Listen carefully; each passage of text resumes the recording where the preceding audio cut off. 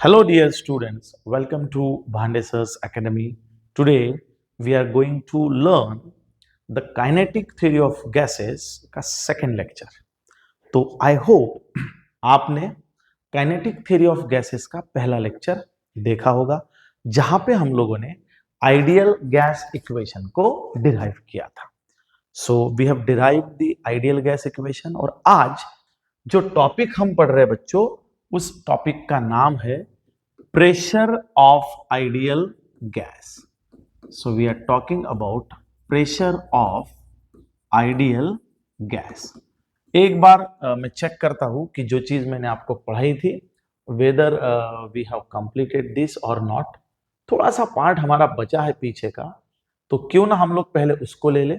Yes, the last lecture जो हमारा था वो था बच्चों आइडियल गैस इक्वेशन और उसके न्यूमेरिकल्स.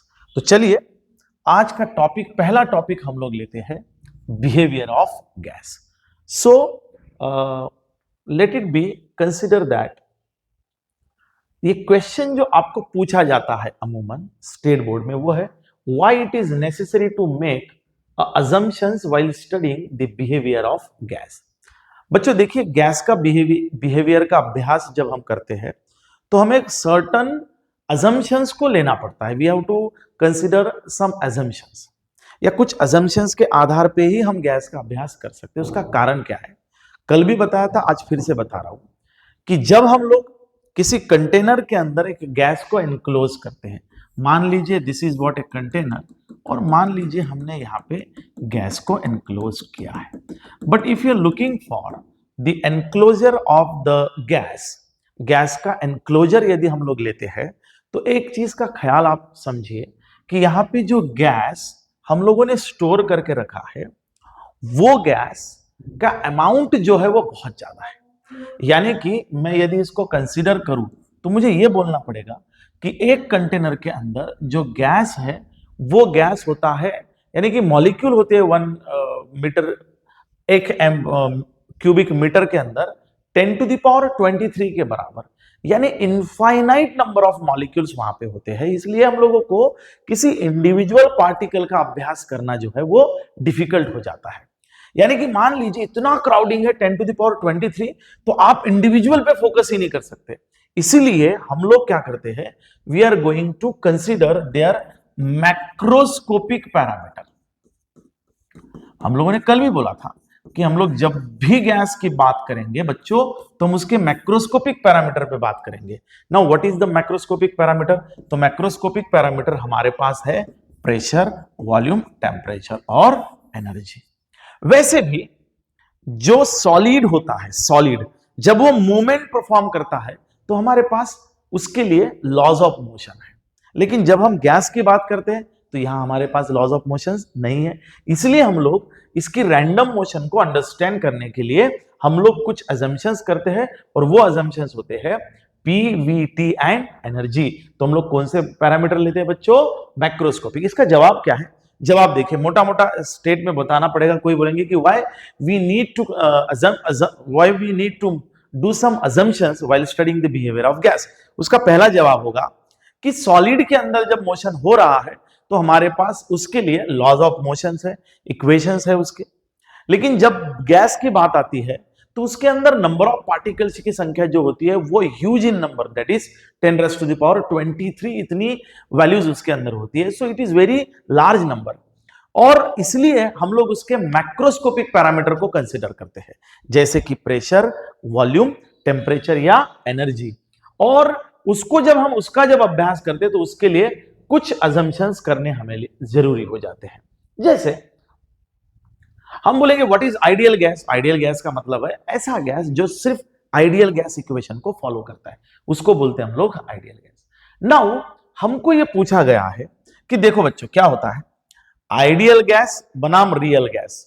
तो ideal gas versus real gas यदि आप देखोगे तो केटीजी के अंदर, आई होप सो, मैंने आइडियल और रियल गैस के बारे में आप लोगों को पढ़ाना चाहिए. यस, आगे आगे आएगा वो आइडियल और रियल गैस भी आएगा. Let's see. So when we are talking about the ideal and real gas, तो देखिए बेटा, रियल गैस जो एग्जिस्टेंस में है और आइडियल गैस ये एक काल्पनिक है। आइडियल गैस हम किसे मानते हैं कि हम बोलते हैं कि जिस दो पार्टिकल के बीच में यदि फोर्स ऑफ अट्रैक्शन हो ही ना नहीं है, जीरो के बराबर है, तो वो होगा आइडियल। लेकिन प्रैक्टिकली उसके अंदर कुछ ना कुछ अमाउंट में फोर्स ऑफ अट्रैक्शन रहता है। इसलिए आइडियल गैस में सिर्फ काइनेटिक एनर्जी एग्जिस्ट करती है और रियल गैस में काइनेटिक और पोटेंशियल, क्योंकि कुछ ना कुछ अमाउंट में वहां पे फोर्स ऑफ अट्रैक्शन होता है। दूसरा, आइडियल गैस में साइज जो है वो निग्लिजिबल है और रियल गैस में साइज जो है वो फाइनाइट है। अब समस्या यह है कि हमारे पास इसको स्टडी करने के लिए आइडियल गैस का इक्वेशन है, लेकिन रियल गैस का अभ्यास करने के लिए कोई इक्वेशन नहीं है जो वंडर वॉल इक्वेशन फॉलो करता है। आगे देखेंगे हम।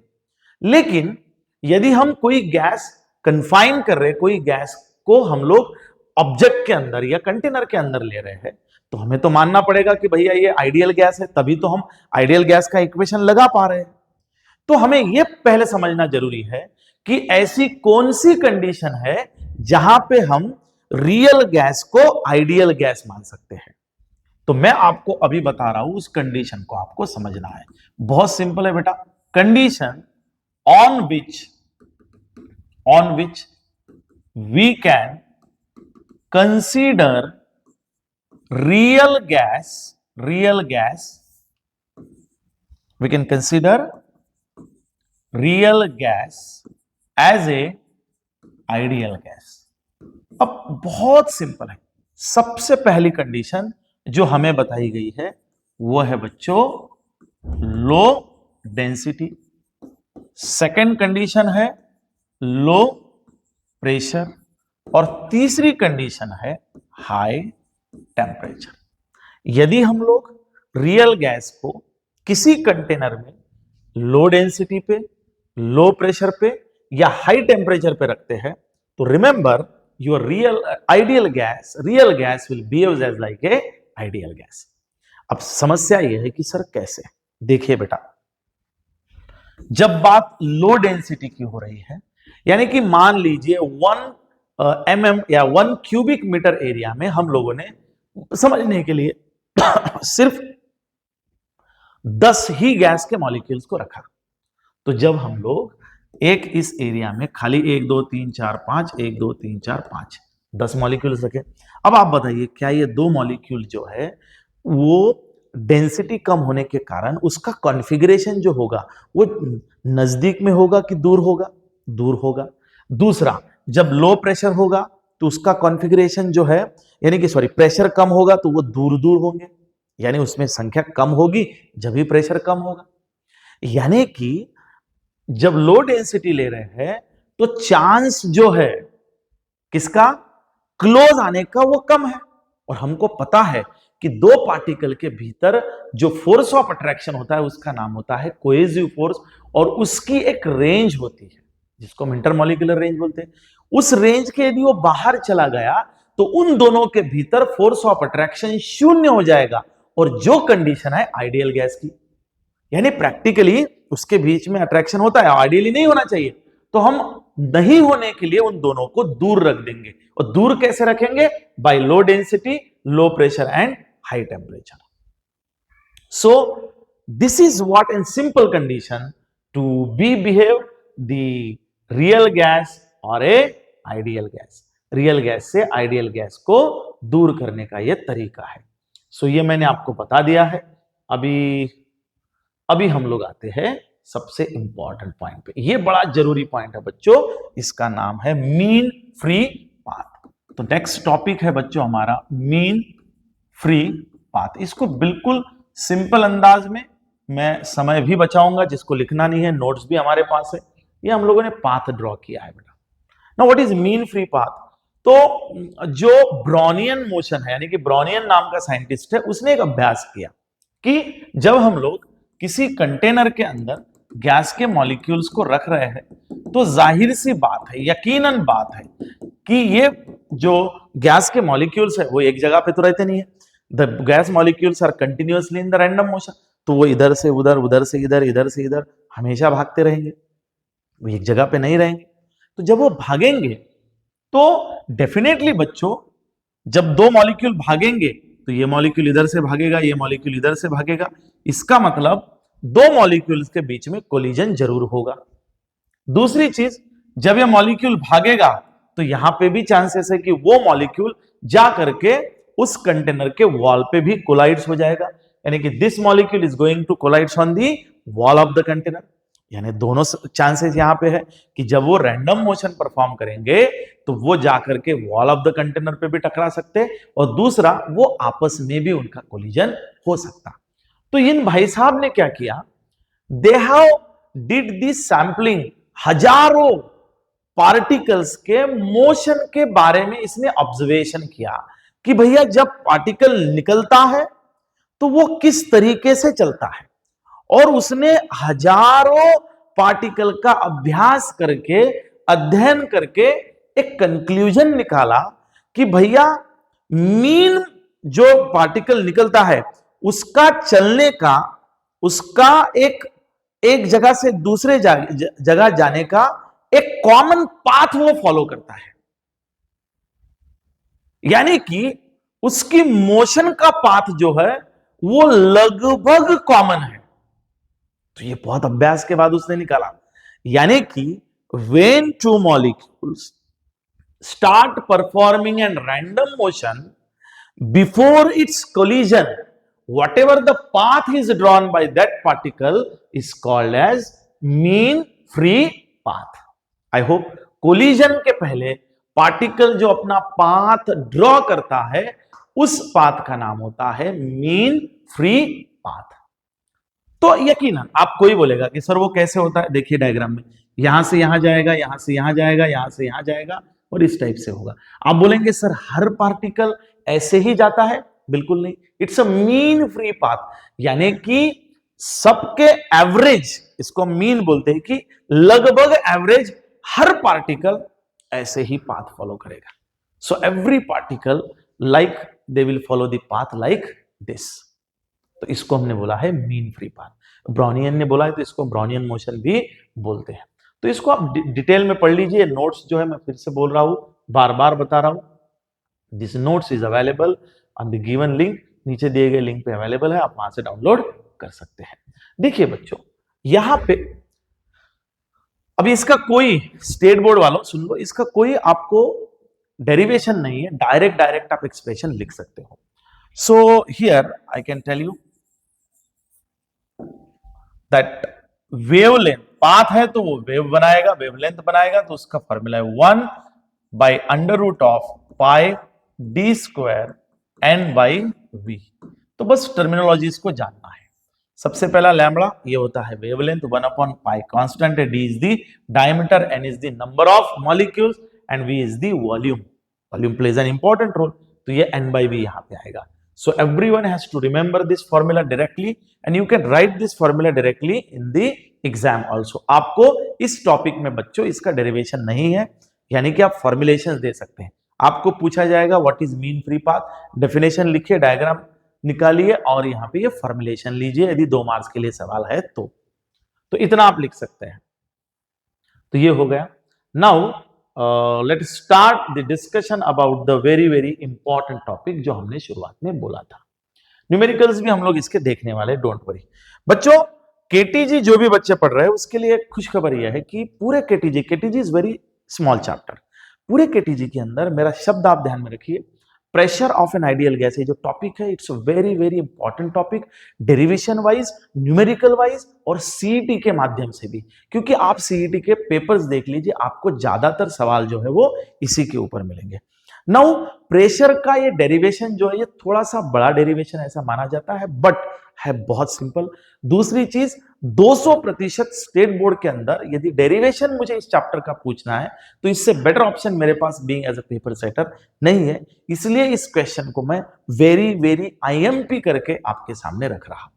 सो I am here giving the heading is called as pressure of ideal gas.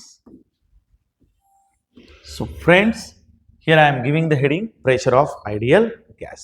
बेटा डेरिवेशन को पढ़ने का डेरिवेशन को ध्यान में रखने का एक तरीका है।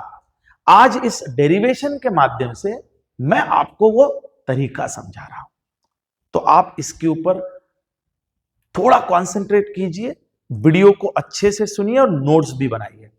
Pressure of an ideal gas का मतलब क्या? मान लीजिए बच्चों, एक कंटेनर के अंदर, एक कंटेनर लेते हैं हम लोग, देखिए सॉरी, एक कंटेनर लेते हैं बेटा हम लोग, और ये मान के चलते हैं कि इस कंटेनर के अंदर, इन दिस कंटेनर, सॉरी, ये कंटेनर के अंदर हम लोगों ने एनक्लोज्ड करके रखा है। We have enclosed the gas particle. इसको यहां जोड़ देता हूं, इसको यहां जोड़ देता हूं, इसको यहां जोड़ देता हूं, इसको यहां जोड़ देता हूं। तो ये बॉक्स है, कंटेनर है, इसको मानता हूं बेटा मैं y एक्सिस, यहां पे है बच्चों मेरा z एक्सिस, और इधर है मेरा x एक्सिस। तो ये मेरे लिए बन गया एक बॉक्स। ये सुनिए, ये है डायग्राम। देखिए बेटा क्या हो रहा है यहाँ पे। If you can observe, then you can understand what is happening over here. ये बॉक्स है, इस बॉक्स के अंदर हम लोगों ने क्या किया है, कंटेनर है, कंटेनर के अंदर हम लोगों ने गैस को क्लोज कर दिया है। और जैसे ही गैस को क्लोज कर दिया है, तो दो तीन चीजें, जब भी आप डेरिवेशन लिखोगे तो डेरिवेशन के नियम समझना। जो भी आप यहां पे ड्रॉप करते हो उसको आपको सबसे पहले दो तीन पॉइंट्स के अंदर डिस्क्राइब करना है। ये प्री अजम्पशंस पे नहीं चलेगा, यानी कि इसकी दो तीन लाइन लिखना है। मैं ये समय बचाता हूं लिखने का, मैं खाली डेरिवेशन, क्योंकि नोट्स हमारे पास है, वो हमारा समय बचाएगा। लेकिन हम आपको ये बताने का प्रयास करते कि यहां पे इस बॉक्स की लेंथ है बच्चों L, यानी कि इस बॉक्स की लेंथ है L L L, यानी कि चौड़ा ये जो बॉक्स है उसका लेंथ, विड्थ और हाइट समान है, that is the L by L by L। तो a container whose length, width and height is L, in which a gas is confined। समझ लेते हैं। मान लीजिए इसके अंदर हम लोगों ने n मोल्स ऑफ गैस को क्लोज कर दिया है बच्चों। कितना लिया है? n mole of gas is enclosed. So what is the volume of the container? L into L into L, that is L cube. L cube के अंदर हम लोगों ने रख दिया है। नाउ टेल मी, इसके अंदर जो गैस के मॉलिक्यूल्स रहेंगे मेरे अजीज दोस्तों, वो गैस के मॉलिक्यूल्स एक जगह पे रहेंगे? नहीं, they are continuous in random motion. वो कैसे रहेंगे बेटा? कंटिन्यूअस अपना रैंडम मोशन परफॉर्म करते रहेंगे। तो और उसमें संभावना ये है कि वो दो मॉलिक्यूल्स आपस में टकराएंगे। हो सकता है कि ये मॉलिक्यूल्स कंटेनर के वॉल पे टकराएगा। अब देखिए मजे की बात यह है कि सिंपल कंसिडरेशन है। यहां पे मैं डेरिवेशन आपको बताऊंगा, लेकिन इसके बारे में दो तीन पॉइंट्स क्या लिखना है सिंपल में। डेरिवेशन को देखिए कैसे लिखेंगे। Consider a container having a length, width and height is L and its volume is V. Let n number of mole of gas is enclosed in a container. Molecules of the gas is performing a continuous random motion. Two particles of the gas may be collides with each other. Also, they are going to collide with the wall of the container. बस इतना लिख दिया, खत्म हो गया। तीन points में लिख दिया। अब मैं आपको डेरिवेशन पढ़ाने से पहले मैं आपको पढ़ाता हूं कि हमें निकालना क्या है। हमको पूछा गया है बेटा प्रेशर ऑफ आइडियल गैस। जाहिर सी बात है बेटा, जब ये गैस मॉलिक्यूल इधर से भागेगा और ये कंटेनर है ऐसा जाकर के धड़ाल धाड़ करके यहां पे टकराएगा, तो क्या ये अपना, जब ये गैस पार्टिकल जाकर के यहां टकराता है तो ये अपना मोमेंटम वॉल को देता है। So it gives your all force to the wall. ये सारा का सारा फोर्स कहां दे रहा है बेटा? वॉल को दे रहा है। ये भी जाकर के जब टकरा रहा है तो ये भी सारा का सारा फोर्स किसे दे रहा है? वॉल को दे रहा है। तो पार्टिकल जब अपना मोमेंटम वॉल को देगा तो डेफिनेटली ये फोर्स एक्सर्ट करेगा वॉल पे, और वॉल पे जब फोर्स जाएगा तो वहां पे force acting per unit area, यानी कि what is the pressure? Force acting per unit area हमको निकालना है बच्चों, प्रेशर। और प्रेशर निकालने के लिए कौन लगेगा? हमको force, force acting per unit area. तो हमें यहां पे आइडिया मिल गई है कि हमें निकालना प्रेशर है बेटा। और प्रेशर कैसे निकालेगा? Force acting per unit area. अच्छा ये है, मतलब हमें क्या निकालना पड़ेगा बेटा? फोर्स। अच्छा फोर्स कौन दे रहा है बेटा? तो मान लीजिए ये मॉलिक्यूल है, तो ये मॉलिक्यूल जाके जब टकराएगा तो ये क्या क्रिएट करेगा, फोर्स क्रिएट करेगा। सर सवाल यह है कि आपने एवरेज फोर्स क्यों लिया। बच्चों मुझे बताओ, क्या एक ही मॉलिक्यूल है क्या, नहीं है, अनेक है। दूसरी बात, मॉलिक्यूल सिर्फ इस दिशा में जाएगा क्या, बिल्कुल नहीं, रैंडम है, वो एक्स की दिशा में भी जा सकता, वाई भी जा सकता और जेड भी जा सकता। तो फिर हम कौन सा फोर्स ले, तो हम तीनों का एवरेज फोर्स लेंगे। यानी इस डेरिवेशन में बेटा हमको निकालना है फोर्स एक्सर्टेड, और जब फोर्स निकालेंगे तो एवरेज इसलिए निकालेंगे क्योंकि यहां से जाने वाला मॉलिक्यूल एक्स भी जा सकता, वाई भी जा सकता और जेड भी जा सकता। तो आपको मोटा मोटा लाइन मिल गया कि भैया एक कंटेनर के अंदर हमने गैस को एनक्लोज किया है और उसका हमको निकालना है प्रेशर। प्रेशर कैसे निकलेगा, फोर्स अपॉन एरिया। फिर क्या निकालना पड़ेगा हमको, फोर्स। एंड नाउ हमको आइडिया चाहिए what is force. Force is nothing but an change in momentum with respect to time. क्योंकि जब मॉलिक्यूल की बात हो रही है, मॉलिक्यूल जा करके टकरा रहा है, तो मॉलिक्यूल अपना मोमेंटम देगा और वापस भी आएगा। क्योंकि ये कंटेनर की वॉल है, टकराएगा और वापस आएगा, बाउंस बैक भी होगा।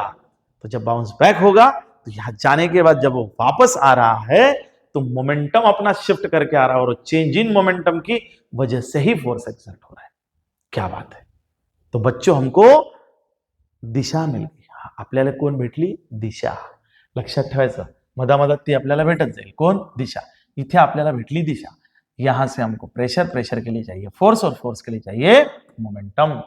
अब मैं आपको एकदम सिंपल वे से यहां पे ले जाता हूं, धड़ल्ले से। चलिए अब मैं डेरिवेशन बना रहा हूं बच्चों। मैंने आपके सामने उसको लगने वाला जो बेसिक पोटेंशियल है वो क्रिएट कर दिया है।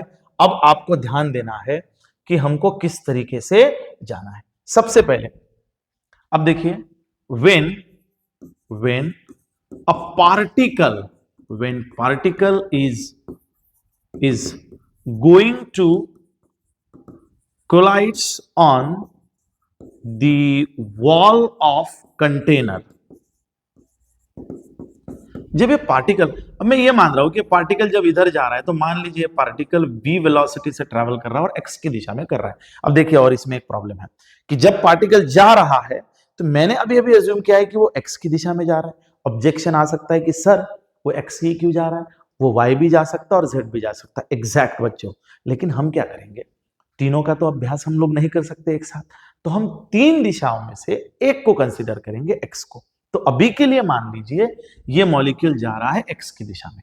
अब मुझे बताइए, जब वो जाकर के वॉल पर टकराएगा तो उसका चेंज इन मोमेंटम कितना आएगा। What is the change in momentum, तो चेंज इन मोमेंटम आएगा उसका final momentum minus initial momentum. So we will get the final momentum minus initial momentum.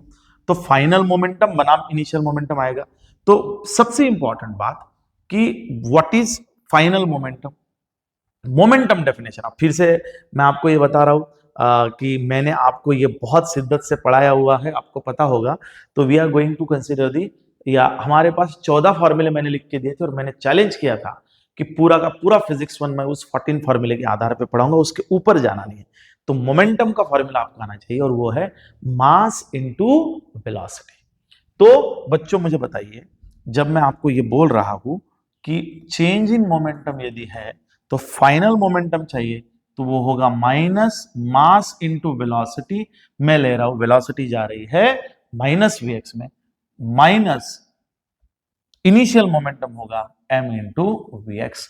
क्योंकि देखिए फाइनल मोमेंटम जो है वो मैंने निगेटिव इसलिए लिया है कि मान लीजिए ये पार्टिकल है, ये यहां जा रहा है, जब ये जाके टकराएगा तो टकरा के वापस जब आएगा तो उसकी डायरेक्शन चेंज हो जाएगी, इसलिए मैंने लिया है माइनस m इंटू वीएक्स।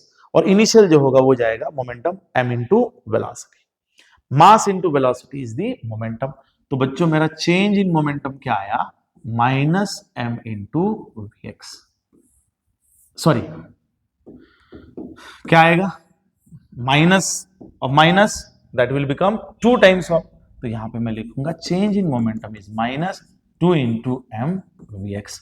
तो हमें मिल गया अपना चेंज इन मोमेंटम। अब दूसरी बात जो है वो हमको निकालना है टाइम। तो टाइम के लिए मैं निकालता हूं velocity is equals to distance upon time. तो मुझे बच्चों टाइम क्या मिल जाएगा, time is equals to distance upon velocity. तो ये बहुत मजे का विषय है, change in time. So what is the distance travel by particle? Simple सी बात है, इधर देखिए बेटा, ये बॉक्स है, यहां से ये चल रहा है vx से, तो ये यहां से गया, इधर देखो बेटा, ये इधर गया, टन टन टन ठक। आप बताइए कितना चला? l। जाकर के टकराया और वापस आया, ट्यू न्यू न्यू न्यू न्यू न्यू डिश। तो यहां से इधर गया l और वापस आया l। तो आप बताइए, जब ये इधर से इधर जा रहा है और इधर से इधर आ रहा है, तो टोटल डिस्टेंस कितना ट्रेवल किया? ट्वाइस l, क्योंकि विड्थ जो है वो है l। डिस्प्लेसमेंट वो तो शून्य होगा, अपनी जगह पे है, लेकिन डिस्टेंस कितना चला? Twice l। तो इसलिए डिस्टेंस ले रहा हूं मैं ट्वाइस l, और वेलोसिटी अभी के लिए ले रहा हूं मैं vx। बच्चों देखिए, पूरा डेरिवेशन हम XYZ के लिए बनाएंगे, लेकिन हम कंसीडर करेंगे x की दिशा में। तो मुझे यहां पे टाइम भी मिल गया, जब मुझे velocity sorry change in momentum भी मिला, टाइम भी मिला, तो मेरे लिए कौन है? तो मुझे मिल जाएगा यहां पे एवरेज फोर्स। कौन मिला बेटा? Average force. And average force is given by change in momentum with respect to time. तो average force is given by change in momentum with respect to change in time. इसी के लिए मैंने निकाला है।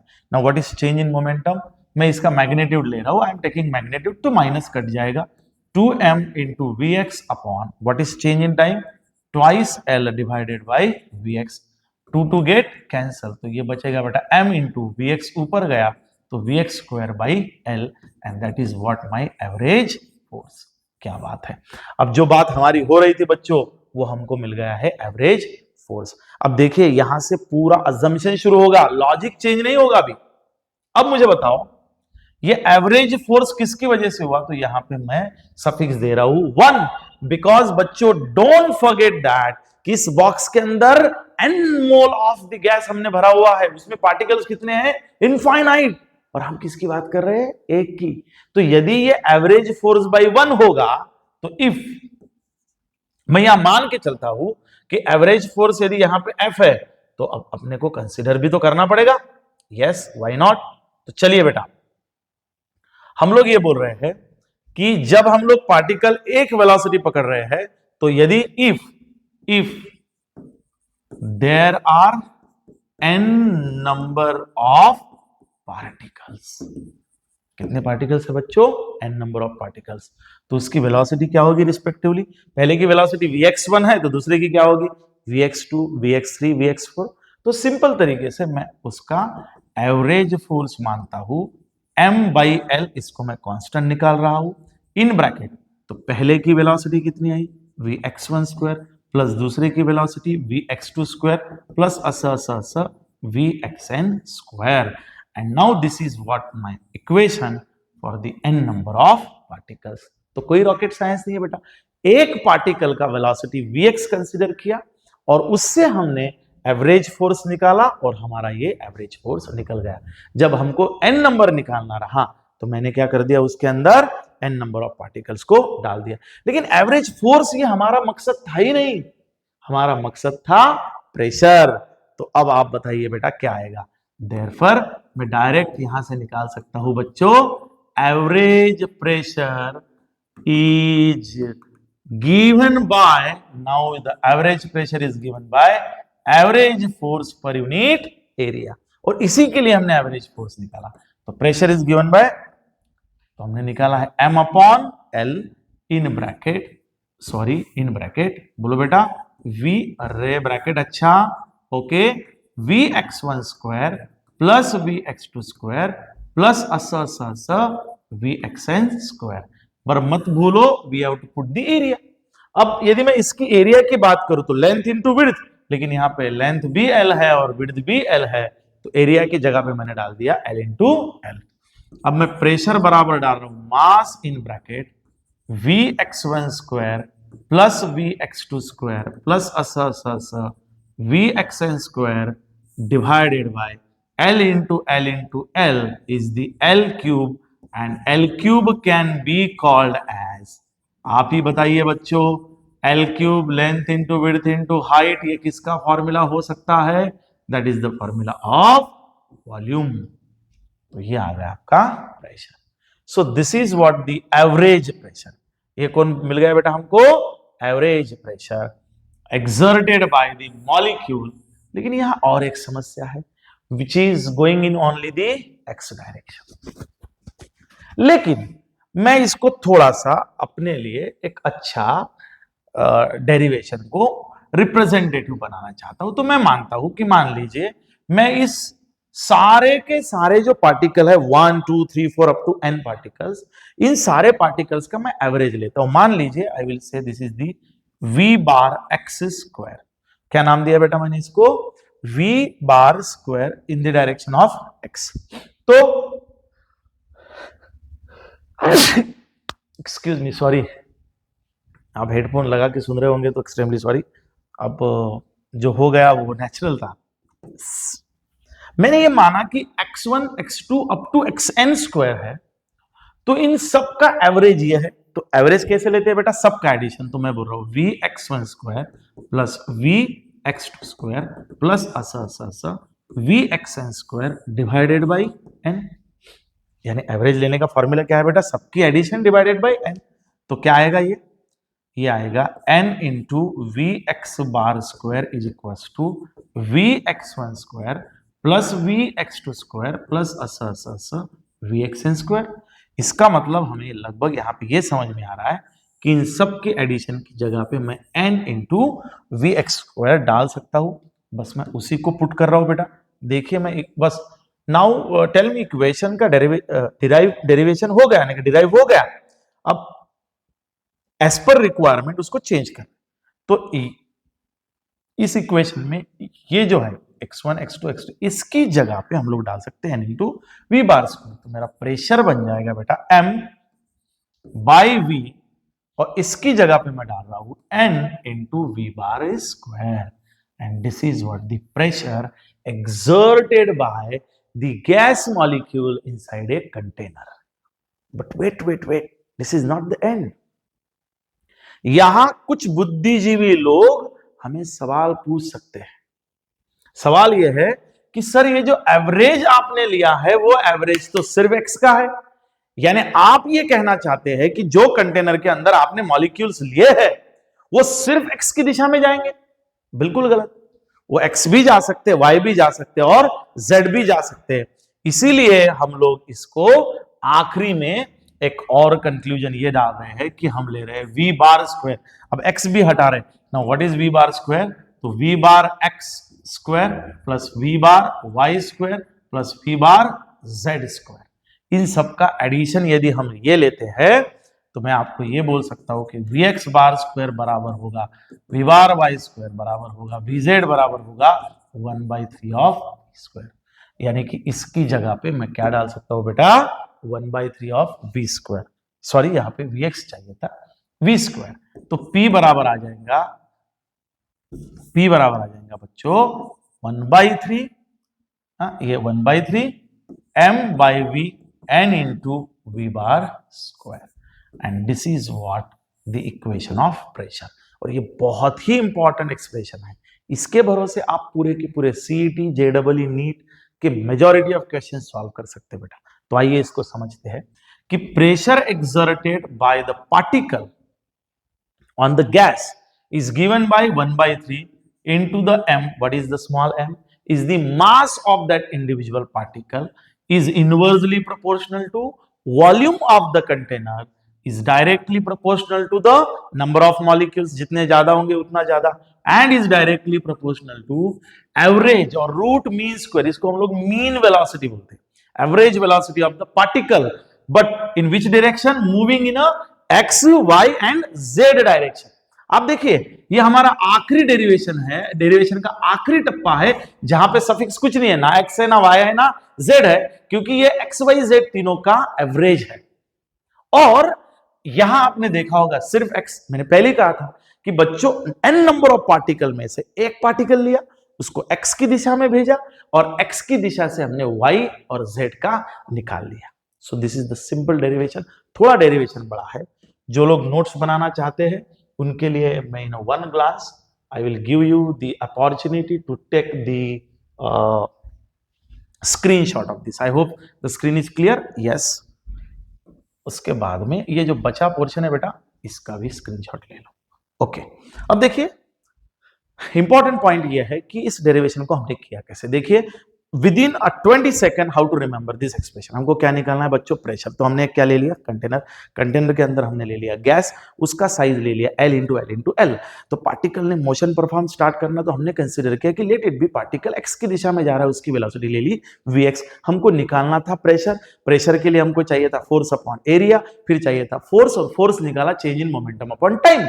तो हमको निकालना पड़ा मोमेंटम, मोमेंटम था मास इंटू वेलोसिटी, वो जा रहा है और वो आ रहा है, माइनस तो वहां से चेंज इन मोमेंटम, फिर टाइम निकाला हमने वेलोसिटी के ऊपर से, तो वेलोसिटी ले ली हमने vx, और लेंथ डिस्टेंस कितना लिया, जाने का l आने का l, ट्वाइस l पुट किया, वहां से हमको फॉर्मूला मिला बच्चों किसका, एवरेज फोर्स का, और एवरेज फोर्स को हमने ले लिया फोर्स अपॉन एरिया। तो हमने इंडिविजुअल वन पार्टिकल की बात की थी, फिर हमने 1 2 3 4 अप टू n लगाए, वो x हो गया, तो उसकी एवरेज वेलोसिटी ले ली, और x की एवरेज लेने के बाद में उसी को हमने 1/3 से डिवाइड कर दिया, क्योंकि वो y z भी चाहिए था और y भी चाहिए था, और हमको मिल गया पूरा का पूरा इक्वेशन। तो यह है सिंपल डेरिवेशन ऑफ प्रेशर। तो आई होप आपको बढ़िया समझ में आया होगा बेटा। मैं इसको मिटा रहा हूं, और अब हम आपको ले चलते हैं न्यूमेरिकल की ओर। तो आपको बढ़िया बढ़िया समझ में आ रहा है, ऐसा हम समझ रहे हैं, और हम आपको आगे ले जा रहे हैं। बच्चों सर ये नोट्स कहाँ मिलती, कहीं नहीं मिलती है, अपने नोट्स है, अपने पास ही मिलती है। आप लिंक पे जाइए, हम लोग उसको लिंक पे इसको प्रोवाइड करने का पूरा पूरा प्रयास करते हैं। हाँ, जो दिया है वो yes yes yes yes, no problem. तो let's start question number 18। Question number 18 it is a numerical based, इसी के ऊपर के न्यूमेरिकल्स हम लोग ले रहे हैं। बच्चों देखिए, यदि मुझे कंटेंट को पूरा कवर करना है तो थोड़ा सा वीडियो को लेंदी जरूर बनाना पड़ेगा। आई नो कि यदि आप 45 50 मिनट्स का वीडियो देखेंगे तो you are getting bore, I know, but मैं कुछ नहीं कर सकता हूं, मैंने आपको पूरा का पूरा डेटा देना है। लेकिन आप बोर हो रहे होंगे तो आप इसको 2 शिफ्ट में देखिए, आपको आता है तो 2x में कीजिए, लेकिन आप इसको बढ़िया सुनिए, आपको समझ में आएगा। डेरिवेशन, फिजिक्स में डेरिवेशन इसलिए भी जरूरी है क्योंकि 33% of the total paper is consist of derivation. तो आप फिजिक्स को बगैर न्यूमेरिकल्स के नहीं सॉल्व कर सकते, क्योंकि 33% जो पेपर का हिस्सा होता है वो होता है न्यूमेरिकल्स का। तो चलिए, rule number 1, whenever you are solving the numericals, rule number 1, read the numerical or a problem very carefully, identify the given data, collect it, identify which formula is to apply, and then solve. चलिए पढ़ते हैं। A gas in a cylinder is a pressure is P. If the mass of all the molecules are made 1/3 of their original value, यानी उसने M2 को बना दिया है 1/3 of M1, मंजूर। And their speeds are double, यानी कि V2 बना दिया है 2 times of V1, then find the resultant pressure. तो उसने हमको P2 पूछा है, what will be the resultant pressure. तो चलिए, कोई समस्या नहीं है, रिजल्टेंट प्रेशर P2 पूछा है, तो यहां हम लिख लेंगे बेटा, as we know that pressure पूछा है, तो प्रेशर का फॉर्मूला हमने अभी अभी निकाला है 1/3 N/Vm into V bar square. बेटा जब भी ऐसे रिलेशंस दिए जाते हैं, तो जो रिलेशंस दिए गए हैं बस उतनी ही चीज को हमने कंसीडर करना और बाकी को कांस्टेंट पकड़ना है। तो इस इक्वेशन से हमें क्या समझ में आ रहा है कि P is directly proportional to mass and also directly proportional to velocity square. ये वॉल्यूम नहीं दिया है उन्होंने, वेलोसिटी दिया है। तो मैं ये मानूं कि P2 by P1 is equals to, direct है तो M2 बाय M1 इंटू, यहां मानो बेटा V2 square by V1 square. दी हुई वैल्यू पुट करो। M2 कितना दिया है बेटा, 1/3 ऑफ M1, और नीचे हमें M1 दिया है। बेटा V2 कितना दिया हुआ है, तो 2 times of V1 square upon V1 square. तो हम लोगों ने यहाँ पे लाइन मारी है, हमको क्या मिला है, तो M1 गेट कैंसल, यहाँ पे बचा है बेटा 1/3 खाली, इंटू यहाँ पे कौन है बेटा, 4 into V1 square upon V1 square. V1 square is cancel, तो हमको P2 बाई P1 मिलता है 4/3, यानी कि हमको P2 मिलता है 4/3 into P1, and this is what you are required. इस P1 को बुक में P बोला गया है, तो 4/3 आप P भी लिख सकते हो। This is what the simple numerical what they are expecting. ठीक है, चलिए ये एक न्यूमेरिकल हो गया मेरे अजीज दोस्तों। नाउ कुछ कैलकुलेशंस वाले न्यूमेरिकल, इसको हटा रहा हूं, आपको स्क्रीनशॉट लेना है, आप स्क्रीनशॉट ले सकते हैं। चलिए आई होप ले लिया है, ये इसको ट्यून हटा रहा हूं। Question number 19 numerical rule number 1, collect the given data. देखो बेटा, calculate the number of molecules, यानी हमको एन पूछा है, खटैक, in 1 litre of the gas, यानी कि हमको वॉल्यूम दिया हुआ है 1 litre, 1 litre is equal to 1 into 10⁻³ metre cube at NTP. अब ये एनटीपी यानी कि नॉर्मल टेम्परेचर एंड प्रेशर, ये प्रेशर और टेम्परेचर देने का तरीका है। तो जब एनटीपी बोले तो प्रेशर कितना होता है 1.013 इंटू 10⁵ पास्कल, और टेम्परेचर कितना होता है बेटा, यहाँ पे इन्होंने दिया नहीं है, बट एनटीपी बोलेंगे तो normal temperature and pressure. Normal का मतलब क्या होगा 20 डिग्री यानी कि 293 केल्विन, जरूरत नहीं है फिर भी ले लेते हैं। उसके बाद में उन्होंने क्या दिया है, mass of the each molecule is, उन्होंने मास दिया हुआ है 4.55 इंटू 10⁻⁻25 kg, ये मास दिया हुआ है। एंड इट्स आरएमएस वेलोसिटी, तो वी आरएमएस दी हुई है उसकी भैया 350 मीटर पर सेकेंड। एटमॉस्फेरिक प्रेशर नहीं भी दिया रहता तो हम वही लेते क्योंकि एनटीपी बोला है। तो डेफिनेटली उन्होंने एन पूछा है, लेकिन जो दी हुई गिवन एंटिटी है वहां कहीं ना कहीं वो प्रेशर के फॉर्मूले से रिलेट कर रही है। तो इसलिए मैं यहाँ पे जो फॉर्मूला ले रहा हूं वो अपना फॉर्मूला है 1/3 mn/v इंटू v² और v रूट मीन RMS²। हमको निकालना n है तो एडजस्ट द फॉर्मूला, इसको इधर लेके आओ, 3pv हमको n चाहिए तो बाकी सब नीचे, ओ माय गॉड नीचे आएगा, यस, m इंटू v/RMS² बराबर हो जाएगा number of molecules. So how to find the number of molecules, तो n बराबर हो जाता है आपका 3pv upon m into v/RMS²। Now put the value, what is 3 is 3 into what is p, 1.013 into 10⁵ into what is volume, what is volume, volume is 1 liter, 1 into 10⁻³ divided by what is the mass, दब गया रे मास, दब गया रे, इधर से लेता हूं 4.55 into 10⁻⁻25, ये हो गया मास। And what is velocity 350 into 350। यहाँ पे फिजिक्स खत्म है और गणित शुरू है। तो फिजिक्स का सफर बच्चों यही तक था, इसके बाद है गणित, और आपका गणित बहुत अच्छा है इसलिए आप इसको सॉल्व कर सकते हैं। रूल नंबर 1, जब भी सॉल्व करो तो सबसे पहले पावर से निपट लो, इसका 3 into 1.013। डायरेक्ट कभी भी मल्टीप्लिकेशन डिवीजन स्टार्ट मत करना, पहले देखना कॉमन चीजें कहाँ कैंसिल होती है। तो इंटू 10⁻, यहाँ पे क्या हो गया, भौकाल हो गया, 5 - 3 +2 आ गए, ये 25 जो था इसको ऊपर ले गया तो ये क्या हो गया +25 हो गए, और यहां मैं इसको ले आ रहा हूं 4.55 इंटू 350 इंटू 350।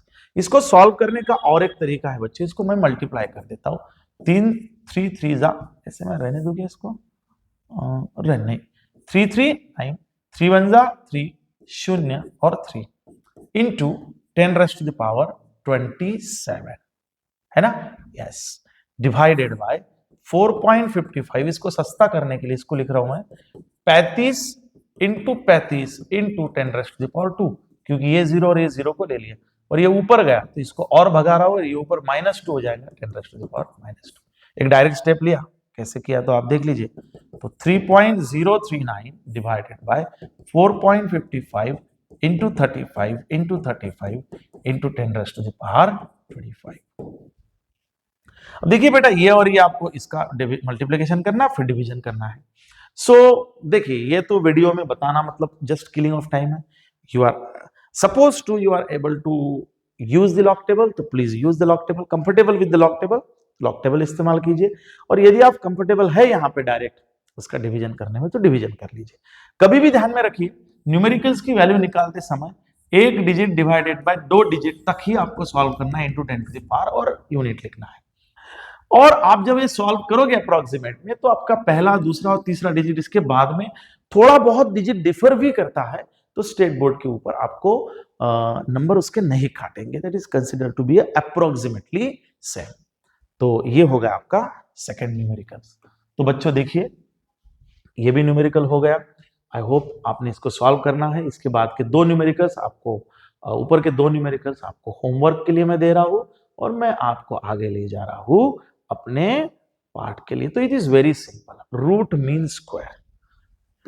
बच्चे देखिए अभी टॉपिक तो हम अब पढ़ रहे हैं, लेकिन रूट मीन स्क्वायर का हम लोगों ने एग्जांपल सॉल्व भी किया। Root mean square that is called as RMS velocity या स्पीड।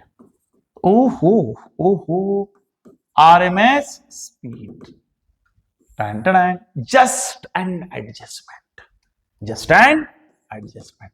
तो उसने बोला कि आरएमएस स्पीड निकालो। भैया प्रेशर तो पता ही है, तो आरएमएस तो वैसे निकलेगा 1/3 mn/v upon v bar square. ये एक्सप्रेशन हमें याद हो गया, हमको पता है कि इसको VRMS बोलते हैं, तो फिर बोलने दो। तो इसको इधर लाओ, 3PV divided by m into n is equals to v bar square. And what is this? This is called as VRMS। So this is called as VRMS square is equals to 3PV upon m into n। ये हो गया formula. लेकिन हम नहीं चाहते ये formula हो, तो हम आइडियल गैस इक्वेशन यूज करेंगे। What is ideal gas equation? PV is equals to nRT। फिर ये PV की जगह पे nRT डाल दो। ओके सर, तो क्या आएगा बेटा? VRMS स्क्वायर बराबर ये 3 ऐसे ही रहेगा। What is PV? nRT। This is nRT upon m into NM लिख दिया है। ये आ गया आपका VRMS। लेकिन हम इसको और सॉल्व करना चाहते हैं, हमको जो फॉर्म चाहिए वो फॉर्म में, तो ठीक है वो फॉर्म में भी हम लाएंगे। What is n? n is given by n into na। What is the n? Number of molecules upon Avogadro's number. Put the values, यहां पे पुट किया n upon na into RT upon n into m। n gate cancel, तो 3RT upon m into na। और ये जो चीज होती है ना, इसको बोलते हैं मॉलिक्यूलर वेट m0। तो क्या बोलते हैं इसको? Molar mass, not molecular weight, it is called as molar mass. तो बच्चों इसको ना m0 से डिनोट कर दो, तो v बार RMS स्क्वायर बराबर क्या आ जाएगा? 3RT upon m0। हटा 7 की घटा, स्क्वायर नहीं होना, तो taking square root on both side, तो ये आ जाएगा सब अंडर रूट में, और मिल जाएगा आपको VRMS। कभी कभी मेरे दिल में ये ख्याल आता है क्या, कि ये आ गया VRMS, root mean square m0। खत्म।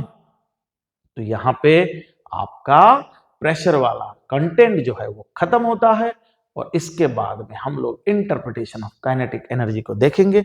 मुझे ऐसा लगता है कि क्या मैं कंटिन्यू करूं इसको, इंटरप्रिटेशन ऑफ काइनेटिक एनर्जी ले लूं? ले लेता हूं। अच्छे बच्चे आप बोर नहीं होते।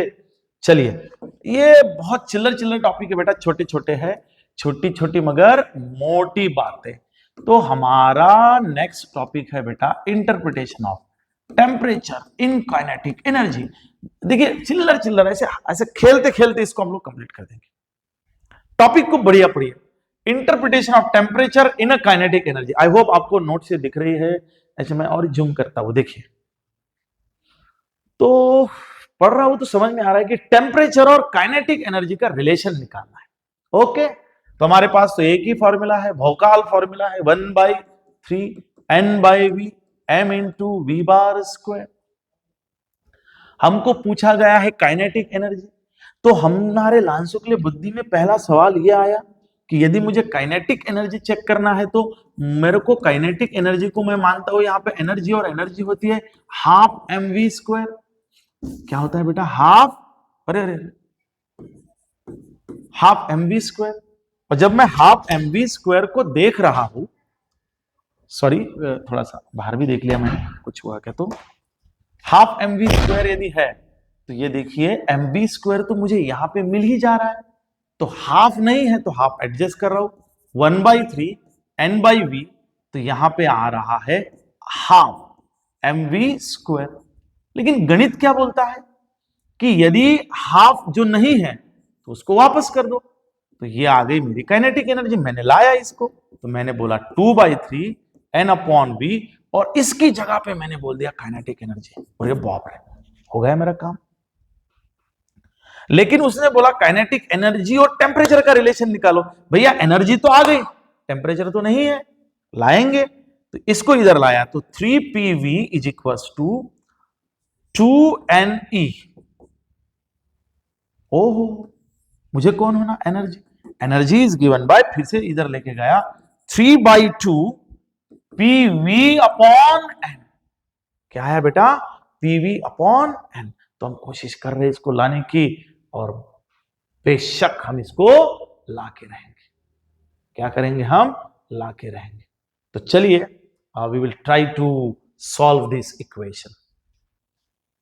अब यह आने के बाद में हमको याद आई व्हाट इज पीवी। हमारे पास formula PV is equals to N into KB into T. अब क्यों बेटा, तो पीवी को मैं N into KB into T क्यों रिप्लेस कर रहा हूं, तो लॉजिकल है भैया, एनर्जी और टेम्परेचर का रिलेशन होना। हमारे पास इधर प्रेशर इंटू वेलोसिटी आया है, उसको टेम्परेचर के फॉर्म में ले जाना है, तो हमने आइडियल गैस इक्वेशन यानी वीडियो नंबर 1 में आपको इसका रेफरेंस मिल जाएगा। तो यहां पुट करेंगे तो एनर्जी बराबर आ जाएगा 3/2, यहाँ पे पीवी की जगह पे N into KB into T divided by N, N N get cancel, तो ई बराबर आ जाएगा 3/2 KB into T. A B constant, energy is directly proportional to temperature. इसका मतलब टेम्परेचर बढ़ा तो उसकी एनर्जी भी बढ़ेगी। तो this is what the interpretation of the temperature. तो देख लीजिए बेटा, explain on the basis of kinetic energy how the pressure of the gas if volume is reduced to the constant pressure. ये आपको बॉयल्स लॉ से मिल जाएगा, इसको पढ़ाने की जरूरत नहीं है। I hope you got this concept. अब ये जो कॉन्सेप्ट है बहुत चिल्लर है, law of equipartition of energy and degree of freedom. तो फ्रेंड्स, हम लोग law of partition of energy and degree of freedom that we are going to see into the next lecture. So please enjoy and continue to watch the series and kindly subscribe our channel Bhandesars Academy. Thank you.